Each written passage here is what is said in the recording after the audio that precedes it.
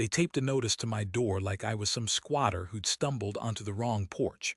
No knock, no warning. Just bold letters telling me I had 30 days to vanish. I nearly framed it because when people drunk on HOA power think they can rewrite reality with paper and fines, the drama's just getting started. Drop a comment if you've ever watched an HOA cross the wrong line. They might hold clipboards, but they play like the mafia, the woman behind it all.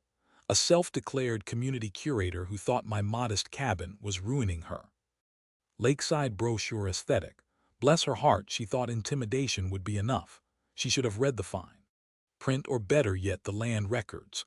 By the time the sun set that evening, the battle lines were drawn not over paint colors or lawn height, but over who truly owns the ground everyone else is standing on. I never planned to be a cabin owner. My life in Seattle as a land surveyor kept me busy enough mapping out property lines for developers and private landowners. But when my grandfather Robert passed away 3 months ago, he left me his cabin on Silver Lake, a place where I'd spent many childhood summers fishing, swimming, and learning about the natural world. Grandpa Robert was a quiet, principled man who taught me more about land rights and property boundaries than any college course ever could. Know your land, Trevor, he'd say. Know every inch of it, because if you don't, someone else will claim it. I didn't fully appreciate those words until recently. The cabin itself was modest, a 2-bedroom log structure built in the 1960s with a stone fireplace and a wraparound porch that offered stunning views of the lake. It wasn't fancy like the newer houses in the Silver Pine community, but it had character and history. The first weekend I arrived to start moving in my belongings, I noticed several residents giving my vintage pickup truck suspicious glances. The truck, also inherited from Grandpa, stuck out among the luxury SUVs and sports cars that lined the well-manicured driveways around the lake. I was unloading a box of books when a slender woman in her early 40s approached. Her blonde hair was pulled back in a tight ponytail that seemed to stretch her facial features into a permanent look of disapproval. "You must be Robert's grandson," she said, extending a manicured hand. "I'm Margaret Winters, president of the Silver Pine Homeowners Association. We were so sorry to hear about your grandfather's passing. He was unique." The way she hesitated before choosing that last word told me everything I needed to know about her true feelings. "I trust you're planning to make some updates to the property. The community has evolved quite a bit since this cabin was built, and we maintain certain standards of appearance and upkeep for all homes visible from the lakefront." I set down my box and shook her hand, feeling the chill that had nothing to do with the spring breeze coming off the water. "Nice to meet you, Margaret. I'm Trevor Thornton. I'm still settling in, but the cabin seems in perfect shape to me. Grandpa took excellent care of it." I could see her mentally cataloging everything she found objectionable. The natural wood siding that hadn't been painted in the trendy gray tones of neighboring houses, the native plant garden instead of manicured lawn, and the stack of firewood neatly piled against the side of the house. "Well, you'll be receiving our welcome packet with all the community guidelines. I'm sure you'll find it informative." Her smile never reached her eyes. "We have monthly HOA meetings on the first Tuesday.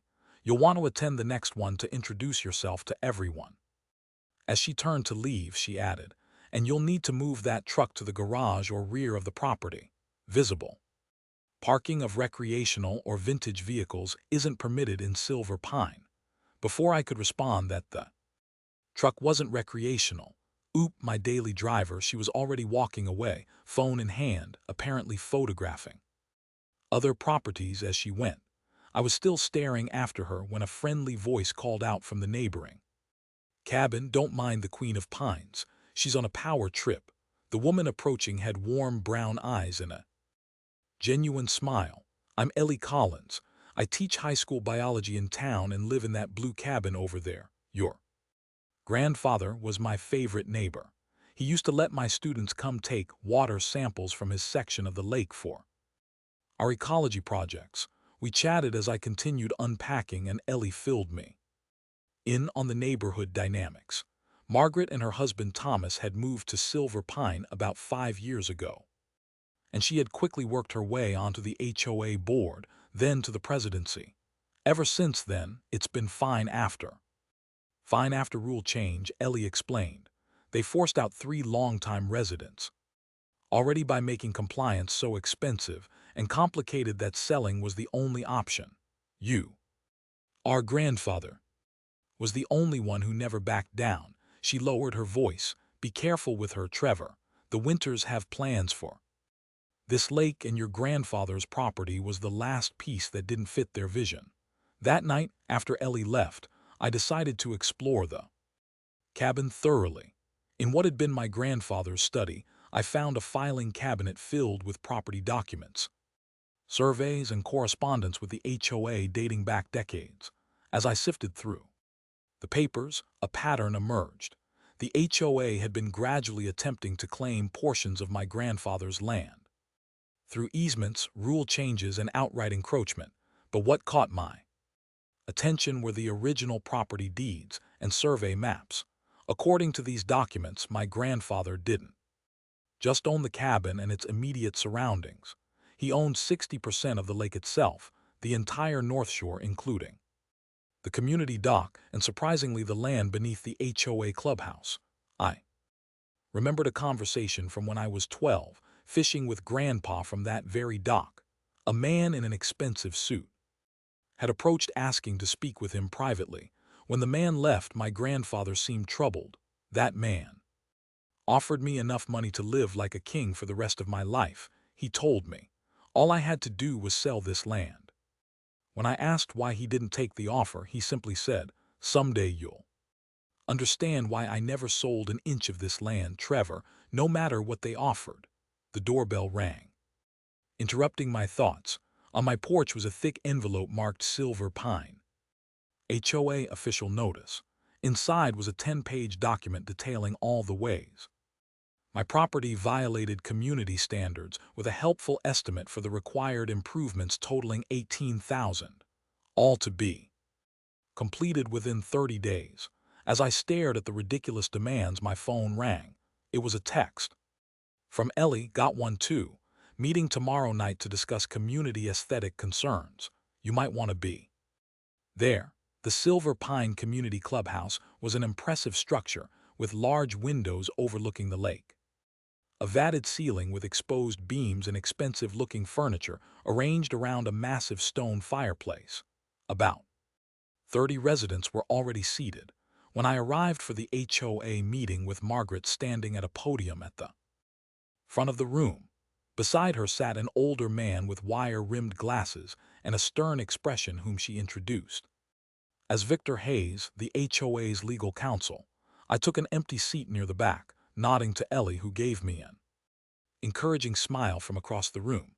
As you all know, Margaret began, Silver Pine has been recognized as one of the most desirable lakefront communities in the region. Our property values have increased 20% over the past 2 years alone, thanks to our commitment to maintaining the highest standards. She clicked a remote, and a slideshow began showing beautifully landscaped homes around the lake. However, some properties are not in compliance with our community guidelines, which affects all of our investments. The next slide showed my cabin photographed from an unflattering angle that made it look more rustic than it actually was. This property, recently inherited by Mr. Thornton. She gestured toward me without actually looking in my direction, requires significant improvements to meet our standards. The board has provided a detailed list of necessary changes. There were murmurs around the room as people turned to look at me. Some seemed sympathetic, others judgmental. We'll be implementing a new community beautification initiative to ensure all properties maintain the Silver Pine standard. Victor will now explain the enforcement mechanisms. Victor stood and adjusted his glasses. The HOA covenant gives the board authority to enforce compliance through an escalating fine structure, and if necessary, property liens enforced. Compliance measures. His tone was matter of fact, as if he were discussing the weather rather than threatening people's homes. Additionally, the board can take direct action on visible violations and bill the homeowner for costs incurred. I raised my hand, and Margaret reluctantly acknowledged me. I understand the desire for community standards, I said, but my cabin is structurally sound, well-maintained, and environmentally appropriate for its lakefront setting. The natural landscaping actually prevents erosion and filters runoff better than manicured lawns. I turned to address the room rather than just Margaret. Plus, many of these required improvements would eliminate the historical character of a cabin that's been here since before silver pine was developed. Margaret's smile tightened. While we appreciate your concern for history, Mr. Thornton, the community has evolved. Your grandfather was granted certain exemptions due to his tenure, but those exemptions don't transfer with the property. The board's decision is final unless overturned by a 2-3 vote of homeowners. She quickly moved to the next agenda item, effectively shutting down any further discussion. After the meeting, a man about my age approached me. That was brave speaking up like that. I'm Dave Wilson. I'm on the board too, though sometimes I wonder why. He spoke quietly, glancing around to make sure no one was listening. Look, Margaret and Thomas have an agenda here. They're developing a new luxury community called Silver Heights on the hillside overlooking the lake, and they need silver pine to look perfect to attract buyers paying 7 figures for those homes. Your cabin doesn't fit their marketing materials. He handed me his card. If you need any help navigating the situation, give me a call. Some of us aren't happy with the direction things are going. The next day, I contacted Sarah Reynolds, a property attorney recommended by a colleague. She reviewed my grandfather's documentation with growing interest. This is quite extraordinary, she said, spreading the surveys on her desk. Your grandfather was very thorough in documenting his property rights and the HOA's gradual encroachment. Based on these original deeds, you're right. You own much more than just your cabin lot. She looked up at me. Have you told the HOA about this? I shook my head. Not yet. I wanted to confirm everything was legally sound first, something my grandfather used to say came back to me.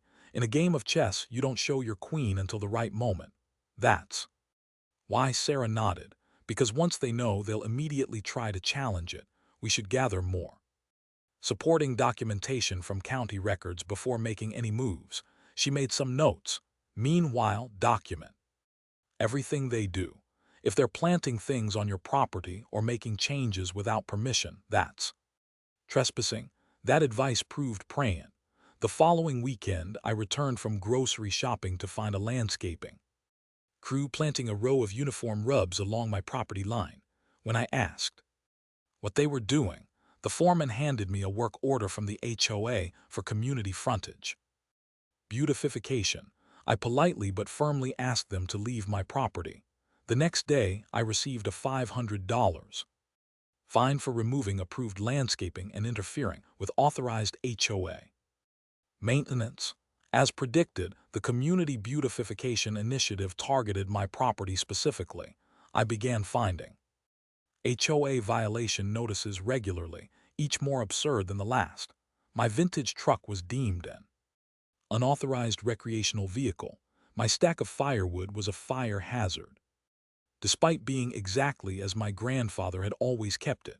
The bird feeders were unauthorized wildlife attractions. Each violation carried fines ranging from $100 to $500. $1 evening. While walking along the lake shore, I noticed something glinting in the trees facing my cabin. Upon closer inspection, I discovered small security cameras mounted on tree trunks aimed directly at my property. I took photos with my phone, then contacted Sarah again. This is getting out of hand, I told her. They're basically surveilling me now. This strengthens our case for harassment, she assured me. But Trevor, there's something else you should know. She pulled up a digital property survey on her tablet. I double-checked the county records. You don't just own your cabin lot. According to these surveys, you own 60% of the lake, the entire North Shore, including their dock. And this is the kicker, the land under their clubhouse. As this information sank in, I happened to glance out my window and spotted Margaret walking along my property line, taking photos of my cabin with a smug smile on her face. In that moment, I knew the real battle was just beginning. The morning after my meeting with Sarah, I decided to learn more about the history of Silver Lake and my grandfather's place in it. My first stop was the Silver Spoon, a diner in town where many of the older residents gathered for breakfast. Frank Miller, the local historian Ellie had mentioned, was easy to spot, a tall man in his 70s, with a white beard and suspenders holding court at a corner table. Robert Thornton's grandson, a Frank's eyes lit up when I introduced myself. Well, pull up a chair, young man. Your grandfather was quite a character and the only person who ever stood up to the developers who wanted to turn this whole lake into a playground for the wealthy.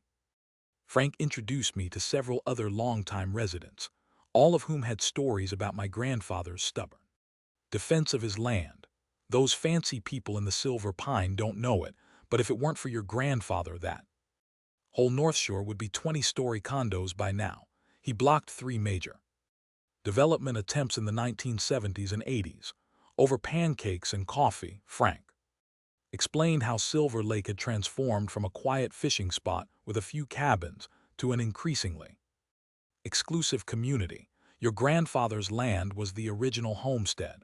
The Thornton were the first to build here.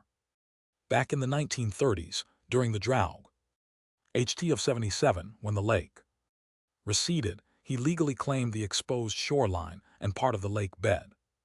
Smart move, gave him control of the waterfront development rights forever. That's why Thomas Winters has been trying to buy him out for years.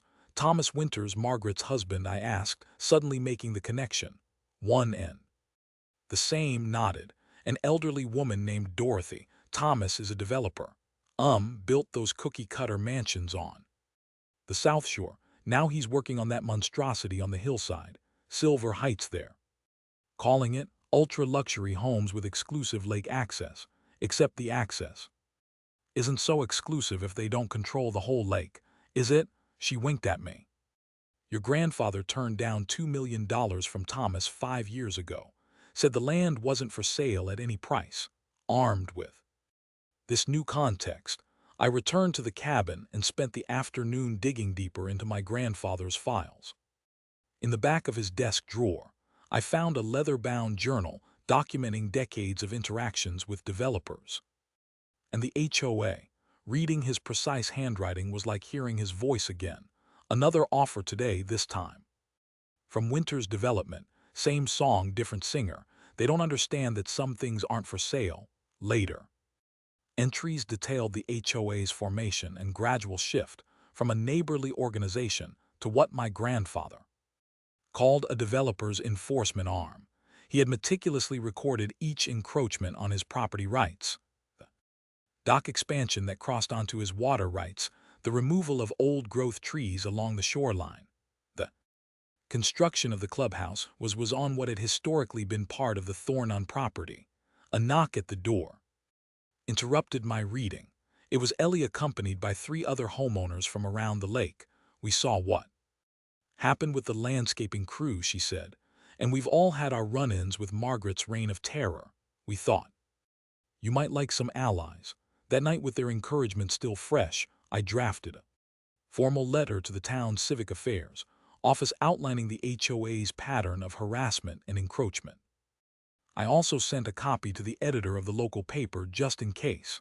I wasn't trying to start a war, but I knew the only way to defend my rights was to stop playing defense. Over dinner, they shared their own stories of HOA overreach, excessive fines, arbitrary rule changes, and the constant threat of liens if they didn't comply. It's not about maintaining standards anymore, said James, a retired teacher. It's about forcing out anyone who doesn't fit their luxury vision. The next morning, the HOA sent a crew to cut what they called hazard trees. In reality, they were healthy old pines that shaded My cabin for decades. I stopped them just in time, though 3 had already been ruined. This is harassment, plain and simple, Sarah said when I called her. They're trying to make your life so miserable that you'll sell. Classic developer tactic. She advised me to file a police report for trespassing and property damage, which I did. When Officer Riley arrived, he seemed unsurprised. We've had several complaints about this HOA, he remarked. Taking photos of the damaged trees. They're pushing the boundaries of what's legal. That evening, the HOA board held an emergency meeting and voted to increase my fines, now totaling over $3,000, for continued noncompliance and hostile behavior toward community improvement efforts. The meeting minutes, which Dave secretly shared with me, revealed their strategy: make compliance so expensive and difficult that selling becomes the only option. As I sat on my porch that night watching the moonlight on the lake, I found myself wondering if fighting was worth it. Maybe I should just sell the cabin and be done with this battle. Then I noticed something I hadn't seen before. A small carving on the porch railing, almost hidden by years of weathering. It was my initials, TT, carved next to my grandfather's ray. Beneath them was a date: the summer I turned 12, the last time we'd fished together before he got sick. Back inside, I returned to my grandfather's journal and found an entry from that same date. Showed Trevor the property lines today. One day this will all be his, and he'll need to protect it. Just as I have left him a message for when that time comes. A folded letter was tucked into the journal, addressed simply to Trevor. The paper was yellowed with age, but the message was clear. If you're reading this, they've finally pushed too far. The time capsule under the dock has everything you need. I waited until after midnight, then took a flashlight and made my way down to the community dock. Underneath, attached to one of the support beams, was a rusted metal box. Inside, wrapped in plastic, I found a flash drive: original property maps with the county seal and photographs, documenting the gradual encroachment of the HOA onto my grandfather's land. As I was examining these treasure, eased by flashlight voices, drifted across the water, I quickly switched off my light and listened. Margaret and Victor were walking along the shore, stopping to look at my cabin. The eviction notice goes out tomorrow, Margaret was saying. He'll never be able to fight it. Once we control that property, the Silver Heights marketing package will be complete. Are you sure this is legal? Victor sounded nervous. The grandfather was notoriously thorough with his documentation. The grandson is clueless, Margaret laughed. He has no idea what he's sitting on. By the time he figures it out, it'll be too late. I smiled in the darkness. They couldn't be more wrong. The formal eviction notice arrived the next morning via certified mail, citing multiple unresolved covenant violations and failure to pay assessed fines. According to the document, I had 30 days to either bring the property into full compliance, pay all outstanding fines, now totaling nearly $4,000, or vacate the premises. The notice was signed by Margaret as HOA president and Victor as legal counsel. Rather than panicking, I felt an odd sense of calm. This was the aggressive move my attorney had predicted, and it played perfectly into our developing strategy. I spent the morning examining the contents of my grandfather's time capsule. The flash drive contained scans of original property deeds, tax records, and correspondence with county officials, confirming his ownership of the lake bed and shoreline. The photos showed the gradual construction of the community dock bit by bit, extending onto my grandfather's water rights and the clubhouse foundation being poured on what was historically Thornton land. I called Sarah and arranged to meet her at the county records office. Brian Cooper, the records clerk who had been helping her research my property boundaries, greeted us warmly. Your grandfather was something of a legend around here, he told me. He spread out the original survey maps. Most people don't pay much attention to property lines until there's a dispute, but Robert Thornton knew every inch of his land and made sure every transaction was properly recorded. Brian confirmed what the documents already told us. My grandfather had indeed purchased the lake bed during the drought of 1977, when water levels were at historic lows. Giving him control of 60% of the lake, he had granted easements for community water access. UT maintained ownership of the land itself. Most importantly, the Silver Pine HOA clubhouse had been built partly on Thornton property with only a limited-term lease that had expired 3 years ago. Your grandfather never renewed it, Brian explained. He filed a notice of lease expiration, but I guess the HOA ignored it, thinking he wouldn't press the issue. He stamped official copies of all the relevant documents for us. If you need a witness regarding these records, I'd be happy to testify. Robert Thornton was one of the good ones, always doing things by the book. Sarah was practically gleeful as we left. The records office. This is better than I expected. They've built their entire community center on land they don't own. And they're using your dock without permission. Plus, they've documented their own harassment campaign against you through all these violation notices. She tapped the thick folder of HOA correspondence. It's time to develop our counterattack. Over lunch at a nearby cafe, we mapped out a strategy. We won't respond directly to the eviction notice. Yet, Sarah advised, let them think they're winning while we gather more evidence and prepare our case. Meanwhile, I'll draft formal notices regarding their unauthorized use of your property. When I returned to the cabin that afternoon, I spotted a familiar face on my porch. Dave Wilson looked nervous as he handed me a flash drive. I can't be seen talking to you, he said quietly, but you need to see these emails. Margaret and Thomas have been explicit about their plans and board communications. They're trying to force out specific homeowners to improve community aesthetics before the Silver Heights launch. He glanced around anxiously. I've been documenting their actions for months, waiting for someone who could actually stand up to them. I think that's you. The emails were damning. Thomas Winters had identified my cabin as the primary aesthetic detraction visible from the Silver Heights overlook, and Margaret had outlined a step-by-step plan to force me out through aggressive covenant enforcement.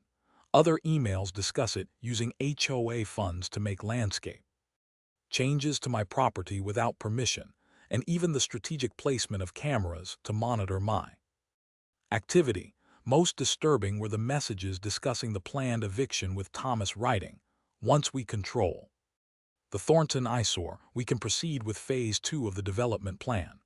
That evening, I attended another HOA meeting, this time with a different approach.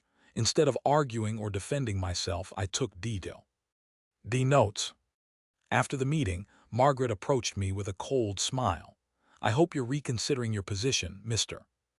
Thornton. It would be so much easier for everyone if you simply brought your property into compliance. Or perhaps you'd consider selling. I know several investors who would pay market value for your rustic cabin. I appreciate your concern, I replied evenly, but I'm not planning to sell. My grandfather loved this place, and so do I. I gestured toward the lake. It's an important part of Silver Lake history. History doesn't pay the bills. She snapped, her pleasant facade cracking, and it certainly doesn't maintain property values. Silver Pine is evolving, Mr. Thornton. Evolve with it or get out of the way. As I walked to my truck, I noticed a fresh scratch along the driver's side, a single word carved into the paint, leave. I discreetly activated the camera on my phone and walked around the vehicle documenting the damage. Looking up, I noticed a security camera mounted on a nearby lamppost. Perfect. If it had captured the vandalism, it might identify the culprit. Through Dave, I obtained the security footage from that evening. The video clearly showed Thomas Winters approaching my truck, looking around to ensure no one was watching, and then using his keys to scratch the threatening message. I sent the footage to Sarah, who added it to our growing file of evidence. While picking up supplies at the town hardware store, I ran into Margaret near the checkout counter. She smiled like we were neighbors. I didn't smile back. Still trying to bulldoze your way through history? I asked her. Face froze. I suggest you reconsider, Mr. Thornton. A little compliance goes a long way. I held her gaze. So does a little sunlight. Good thing the town loves a story. Other shoppers paused. She turned and walked out without another word. The next day, a formal summons arrived indicating that the HOA was taking legal action to enforce the eviction. Sarah reviewed the documents with a confident smile. They've played right into our hands. Now we can bring everything into the open through legal discovery. She began preparing our response, which would include counterclaims for harassment, trespassing, property damage, and unauthorized use of my land. As we left her office, we spotted Thomas Winters in the parking lot of the Lakes' public access area, meeting with representatives from a construction company. They were examining blueprints spread across the hood of his luxury SUV. I didn't need to see the plans labeled Silver Heights Luxury Lake Access to know what they were discussing. The development on the hillside overlooking the lake was nearing completion, and they needed to finalize the exclusive lake access they'd been promising potential buyers. Access that required controlling my property. Walking back to my cabin, I felt a renewed sense of purpose. This wasn't just about defending my home anymore. It was about protecting my grandfather's legacy and the lake he had loved so much.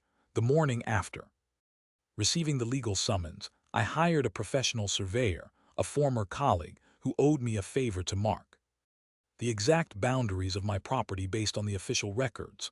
By afternoon, bright orange survey flags dotted the landscape, many of them in surprising locations. Several flags stood in what the HOA had been treating as community space near the shore. Others marked boundaries through portions of the landscape. Community entrance. Most notably, a line of flags ran directly through the clubhouse building and across the dock. Margaret's reaction was swift and predictable. Within hours, she was at my door, a security guard from the HOA in tow. What is the meaning of this? She demanded, waving toward the survey flags. You can't just mark up community property on a whim. It's not community property, I replied calmly, handing a copy of the official survey. According to county records, these markers accurately reflect my property lines, including, you might notice, the land under your clubhouse and dock. Her face flushed with anger. This is absurd. These boundaries were settled decades ago. Actually, they were, I agreed, just not in the way you thought. My grandfather granted an access lease for the clubhouse location, but it expired 3 years ago. As for the dock and lake access, he owned 60% of the actual lake bed, which gives me control over structures built on it. I handed her another document. This is formal notice that the HOA is currently trespassing on private property. You have found days to remove unauthorized structures or negotiate a new lease agreement. After they left, I called Dave to warn him about the likely emergency board meeting that would follow.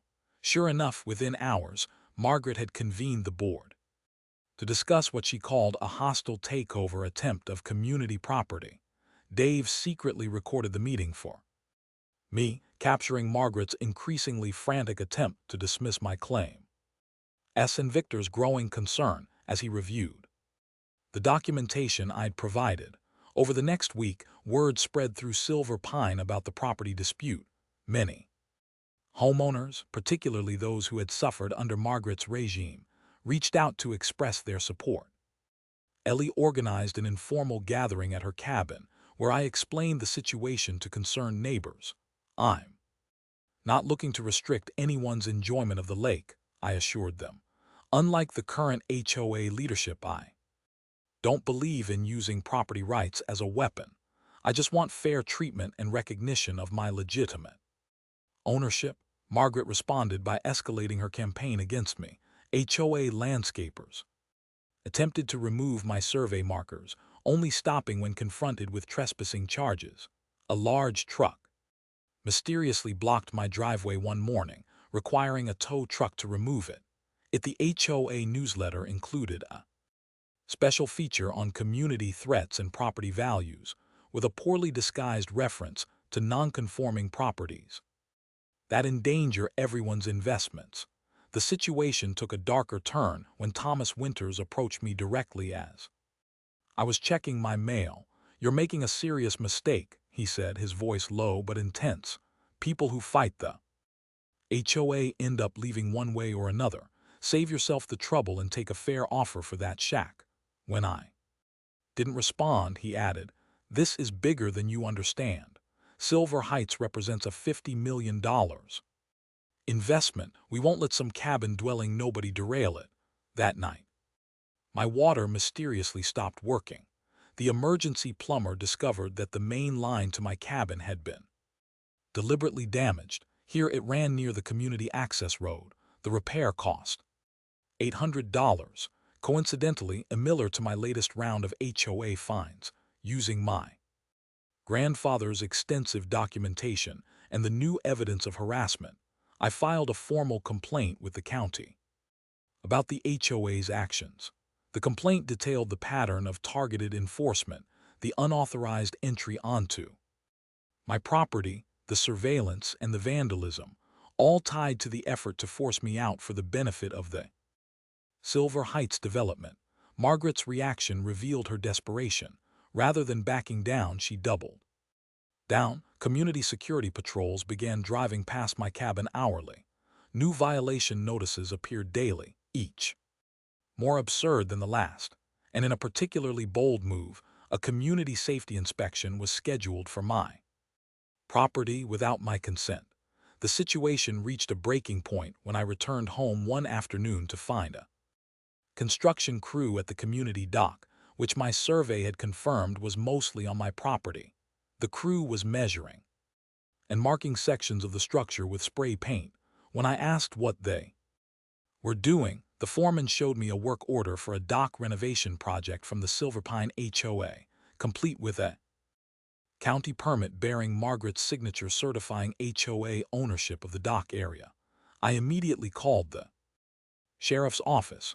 When Deputy Hart arrived, he reviewed both sets of documents with growing concern. "This is a civil matter regarding the property dispute," he finally said, "but falsifying permit applications is another issue entirely." He instructed the construction crew to halt work until the ownership dispute was resolved. "I'd advise everyone to maintain the status quo until a court can sort this out," he told me. "This is going to get ugly before it gets better." That night, unable to sleep, I sat on my porch watching the lake. Around 2:00 in the morning, movement near the property line caught my attention. My security camera captured Margaret and Thomas examining my survey markers with flashlights, whispering intently as they made notes on a clipboard. Whatever they were planning, it was clear they weren't giving up without a fight. The county scheduled a hearing regarding the property dispute for the following month, giving both sides time to prepare their cases. News of the conflict spread quickly through the community, creating a clear divide. Those who had suffered under Margaret's strict regime rallied behind me, while others worried that any challenge to the HOA's authority might threaten their property values. The local newspaper picked up the story, running a feature titled "David vs. Goliath Cabin. Owner Fights Developer Lead HOA," complete with photos of my modest cabin juxtaposed against the imposing Silver Heights development on the hillside. Sarah and I spent long hours preparing our case, gathering testimonies from neighbors who had witnessed the harassment campaign, organizing my grandfather's extensive documentation, and building a timeline of the HOA's escalating tactics. Through it all, I continued to live in the cabin despite increasingly uncomfortable conditions. The HOA had found ways to make daily life difficult. Security patrol shining lights in my windows at night, sudden maintenance that blocked my driveway, and constant photography of my activities. During my regular visits to town, I discovered something unexpected. I had become something of a local hero. The diner owner refused to let me pay for coffee, telling me anyone standing up to those Silver Pine snobs eats free. In my place, longtime residents shared stories of my grandfather and his stubborn defense of the lakes' natural character. As our preparations continued, Dave provided a crucial piece of evidence. Financial records showed that Margaret had been collecting rental fees for the community dock and boat slips money that never appeared in the HOA's official accounts. Further investigation revealed a pattern of financial improprieties. HOA funds were used for consulting services provided by Thomas Development Company, inflated contracts with vendors who contributed to Thomas' political campaigns, and most damning evidence that fines collected from homeowners were being diverted to a separate account controlled by Margaret. Margaret's response was swift and desperate. The HOA's attorneys filed an emergency injunction to prevent me from interfering with community property, seeking to have my survey markers removed and my cease and desist orders invalidated. The filing painted me as a vindictive heir, attempting to hold the community hostage over outdated and invalid property claims. The day after the injunction was filed, I woke to find a small group of residents protesting outside my cabin, holding signs with slogans like, "Protect our community" and "Don't sink Silver Pine." Margaret stood among them, speaking animatedly to a local reporter about the threat to property values my actions represented. That evening, my security cameras captured Thomas attempting to remove my property markers under cover of darkness.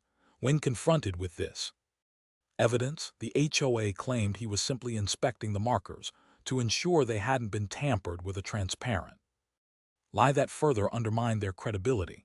The situation took an even more serious turn when Dave discovered construction permits filed with the county for my property permits I had never authorized. The application submitted by a company owned by Thomas contained a forged signature purporting to be mine. The planned construction, a lake access facility serving the Silver Heights development, is to be built directly on my lakefront property. 2 days before the scheduled hearing, Margaret requested a private meeting with me. Against Sarah's advice, I agreed, stipulating that we meet in the neutral territory of a coffee shop in town, with Dave present as a witness. Margaret arrived looking uncharacteristically subdued, her usual polished appearance slightly frayed around the edges. "I think we've gotten off on the wrong foot," she began, forcing a smile that didn't reach her eyes. "This dispute isn't benefiting anyone, and the negative publicity is harmful to the entire community. I'd like to propose a solution that works for everyone." She slid a folder across the table. Inside was an offer letter for triple the market value of my cabin and property. "This is a very generous offer, Trevor. You could buy any house you want with this amount. Why fight to stay where you're clearly not welcome?" I closed the folder without examining the details. "This isn't about money, Margaret. It never was. My grandfather could have sold to developers decades ago and lived like a king. He chose not to because he understood that some things are worth more than money." Her pleasant facade cracked. "Don't be naive. Everything has a price. Name yours and this all goes away. I already told you it's not for sale. Not to you, not to Thomas, not to anyone." I pushed the folder back across the table. "I'll see you at the hearing." That night, I found a final letter from my grandfather tucked inside a copy of Thoreau's Walden on his bookshelf. The letter explained his decadal, long protection of the land as a mission to preserve what the lake was meant to be. A reminder that not everything in this world needs to be improved by human hands. My contemplation was interrupted by the sound of breaking glass. Someone had thrown a rock through my kitchen window. Rushing to investigate, I discovered my front door ajar. The cabin had been broken into while I was meeting with Margaret. A quick inventory revealed that my grandfather's original property deeds and several key documents were missing from my desk. The security camera footage showed a figure in a hooded jacket entering the cabin and going directly to the desk. Someone who knew exactly what they were looking for. Despite the disguise, I recognized Victor's distinctive gait as he hurried away with a folder of documents. With the hearing scheduled for the following morning and key evidence now missing, I felt a moment of genuine despair. As I was contemplating my next move, my phone rang. It was Ellie, her voice urgent and excited. "You need to get to Frank's house no. You won't believe what he found." Frank Miller's small house was crammed with historical artifacts and documents from several decades of researching local history. When I arrived, he was practically bouncing with excitement. "I knew I had seen it somewhere," he said, leading me to a table covered with old county archives. "When you mentioned the drought of '77 and your grandfather's purchase of the lake bed, I remember documenting it for the Historical Society." He pointed to a yellowed newspaper article with the headline, "Local Man Buys Lake Bottom During Drought." Beside it were official county records showing my grandfather's purchase of the exposed lake bed, complete with survey maps and legal descriptions. "These are certified copies from the county archives," Frank explained.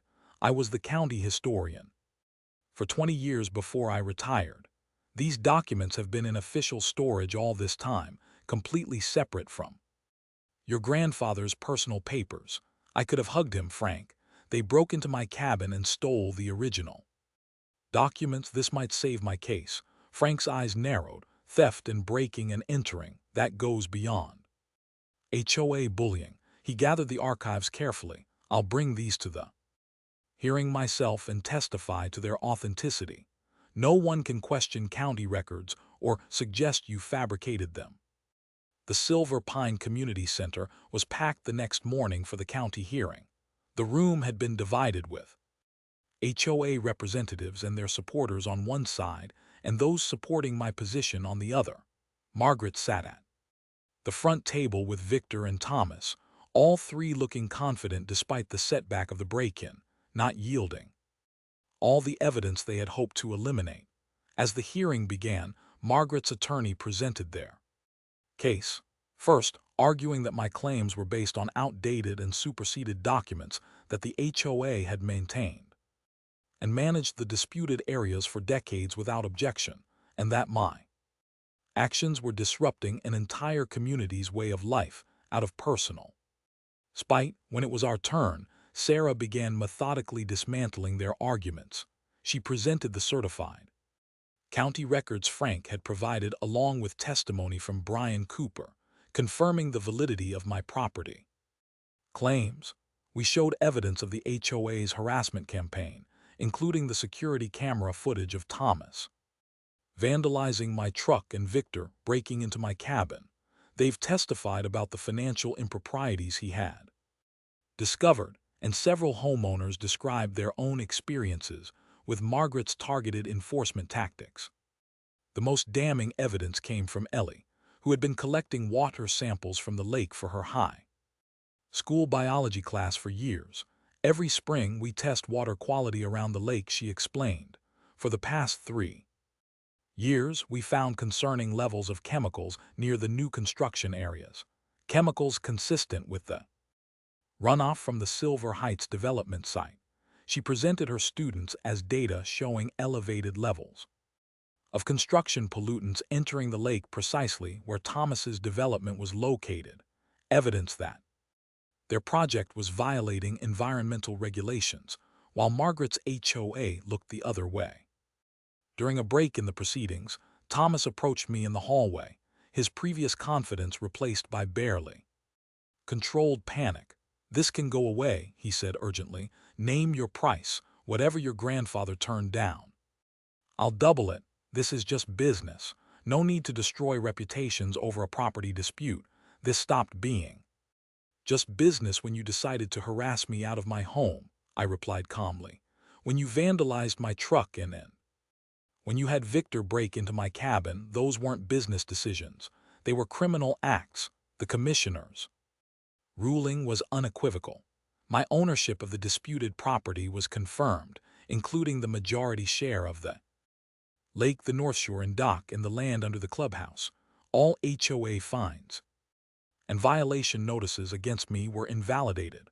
Most significantly, the commissioner referred the evidence of financial misconduct, document theft, permit fraud and environmental violations to the district attorney's office for potential criminal charges. In the weeks that followed, the consequences of the hearing rippled through Silver Pine and beyond. Margaret and Thomas resigned from the HOA board amid the pending criminal investigation. Victor agreed to cooperate with prosecutors in exchange for leniency, providing detailed evidence of the financial scheme and harassment campaign. The Silver Heights development faced significant setbacks as environmental regulators launched a full investigation into the pollution. Ellie's students had documented. A new HOA board was elected with Dave as president and a commitment to fairness and transparency. One of their first actions was to negotiate a proper lease for the portion of the clubhouse situated on my property, an agreement that included environmental protections for the lake and shoreline. Rather than exercising my right to remove the community dock, I worked with the new board to establish it as a properly permitted structure with open access for all Silver Pine residents. In return, the HOA agreed to support my effort to establish a conservation easement, protecting the undeveloped portions of the shoreline from future construction. I began renovating my cabin, maintaining its rustic character while making thoughtful updates. Solar panels replaced the aging electrical system, and native plant landscaping helped prevent erosion along my section of shoreline. Several neighbors, inspired by the natural approach, began converting portions of their own manicured lawns to native plantings. 1 year after the hearing, Silver Pine held a community celebration at the dock, now officially named Thornton Pier, in honor of my grandfather. As I watched children fishing from the same spot where I had fished with Grandpa Robert decades earlier, Frank approached with a knowing smile. "Your grandfather would be proud," he said. "You didn't just win a property dispute, you preserved his vision for this lake."